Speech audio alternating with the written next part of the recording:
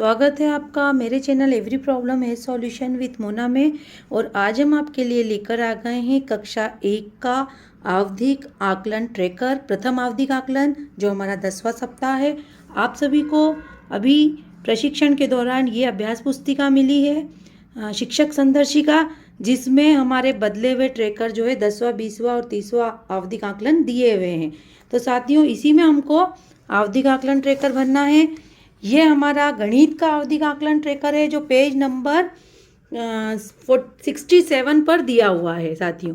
तो इसकी हमको कम से कम 4 प्रत दी हुई है। एक आवधिक आकलन ट्रैकर में कम से कम हमारी 12 अवधारणाएं हैं साथियों। यहाँ पर हम अनुक्रमांक लिख लेंगे, विद्यार्थी का नाम लिख लेंगे। अब देखिए साथियों, यहाँ पर संख्या बोध, संख्या मान, संख्या नाम। अब ये ऊपर जो 3 दिया है साथियों, मतलब विद्यार्थी को 2 नंबर यदि वो लाएगा तो क्रॉस का निशान आ जाएगा। यदि वो 4 में से 3 लेके आ जाता है तो राइट का निशान आएगा। 4 में से 4 लेकर आता है तो भी राइट का निशान आएगा। मतलब जितनी भी हमारी अवधारणाएं हैं उनके ऊपर जैसे 2, 4, 2, 4, 2 ये लिखा हुआ है। इसका मतलब इतने नंबर लाना बच्चे को कंपलसरी है। इतने नंबर पर ही उसका राइट का निशान लगेगा, अन्यथा यदि इससे कम नंबर यदि वो लाता है तो क्रॉस का निशान लगेगा। अब साथियों देखिए 67 नंबर का जो पेज है ना, ये 67 और 68 ये दोनों ही हमारे 10वें आवधिक आकलन में आएंगे। और ये जब हमारे पूर्ण होंगे, जब हम पूरी ये अवधारणाएं 1, 2, 3, 4, 5, 6, 7, 8, 9, 10, 11 और 12 जो ये हमारी 12 अवधारणाएं ये पूर्ण होगी, तब उसका एक बच्चे का पूरा आवधिक आकलन ये कहलाएगा। यदि आपकी कक्षा में ज़्यादा बच्चे हैं तो आप इन पेजों का भी यूज़ कर सकते हैं, क्योंकि ये भी 10वां आवधिक आकलन है। क्लास में अधिक बच्चे होने के कारण यहाँ पर हमको 4 पेजेस जो है वो 10वें आवधिक आकलन के दिए हैं। तो साथियों, हम देख लेते हैं, ये हमारी अभ्यास पुस्तिका है। इस अभ्यास पुस्तिका में जो हमको अभी नई प्राप्त हुई है, जिसमें हमें 10वां आवधिक आकलन पीछे पीछे दिया हुआ है वर्कशीट क्रमांक 1 से। ये वर्कशीट क्रमांक 1 है और ये 10वां आवधिक आकलन है। जैसे यहाँ पर दिया हुआ है संख्या बोध, तो संख्या बोध में 1, 2, 3, 4 ये 4 प्रश्न है, इसीलिए यहाँ पर हमें 4 नंबर दिए हैं। यदि इन चारों में से बच्चा यदि 3 सही कर देता है तो राइट का निशान आएगा, अन्यथा वो यदि 2 सही करता है तो क्रॉस का निशान आएगा। इसी तरीके से सारे प्रश्नों में हमें ऐसे ही अंक दिए, जैसे 1, 2, 3 ये संख्या मान में दे के रखा है, तो 3 में से यदि वो 2 सही कर देता है तो राइट का निशान आएगा, तीनों सही करता है तो भी राइट का निशान, और यदि वो एक ही सही करता है तो क्रॉस का निशान आएगा। इस तरीके से ये हमारा पूरा 10वां आवधिक आकलन है। 10वां सप्ताह संख्या मान, शून्य की अवधारणाएं, उसके बाद फिर ठीक पहले, ठीक बाद में, फिर अधिक और कम, अधिक और कम। उसके बाद यहाँ पर देख लीजिए साथियों, संख्या की तुलना, आगे पीछे की संख्या, फिर यहाँ पर संख्या लंबाई की तुलना, लंबाई की तुलना, और फिर ऊंचाई की, यहाँ तक है क्वेश्चन। फिर आकार की तुलना, आकार की तुलना में ये दोनों क्वेश्चन दिए हुए। भार की तुलना, भार की तुलना में ये दोनों क्वेश्चन दिए गए।